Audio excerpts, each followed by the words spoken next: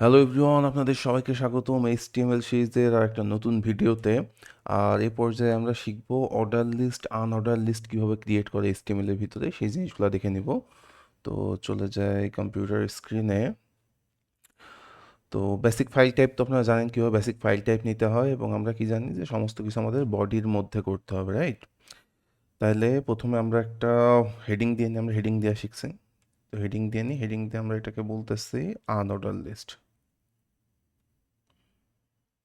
অনঅর্ডার list, অনঅর্ডার list, ব্যাস।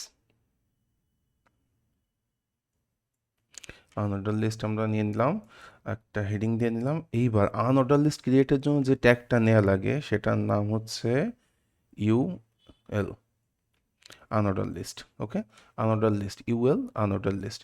এবং এই লিস্টে, এটা কিন্তু লিস্ট, টোটাল লিস্টের যে ট্যাগটা সেইটা, এবং এর মধ্যে প্রতিটা কম্পোনেন্ট অ্যাড করার জন্য, লাইক লিস্টের মধ্যে প্রতিটা স্টেপ থাকে না, বা প্রতিটা কম্পোনেন্ট থাকে, সেটা অ্যাড করার জন্য আমাদেরকে যেটা নিতে হবে এটাকে বলা হয় এলআই বা লিস্টিং। লাইক আনঅর্ডার লিস্টের মধ্যে আমি আমার ফ্রেন্ডদের নাম এবং আমার নিজের নাম রাখতেছি। তো এইটা একটা নাম গেল, এরপর একজনের নাম যাবে,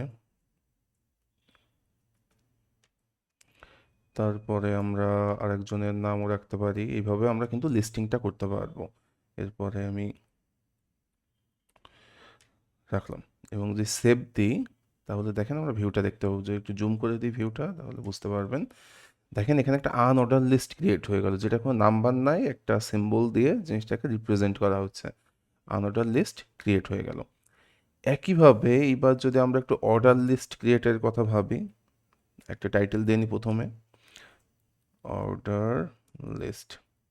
ওকে, এইটার কথা যদি ভাবি, আনঅর্ডার লিস্টে যেমন ইউএল দেওয়া লাগতো, অর্ডার লিস্টে দেওয়া লাগবে কি ওএল বা অর্ডার লিস্ট। ঠিক আছে, এবং লিস্টিংটা কিন্তু সেম। আমি যদি জাস্ট এই লিস্টিংগুলো এখান থেকে একটু কপি করে নিয়ে আসি এবং এখানে বসাই দেই এবং সেভ দেই, তাহলে দেখতে পারবো যে একই লিস্টটা এবার একটা অর্ডার আকারে চলে আসলো, 1 2 3, বা একটা অর্ডার আকারে চলে আসলো।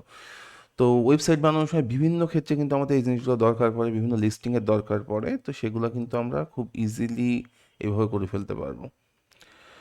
তো এটা খুব ভালো করে প্র্যাকটিস করেন। দেখা হচ্ছে নেক্সট ক্লাসে।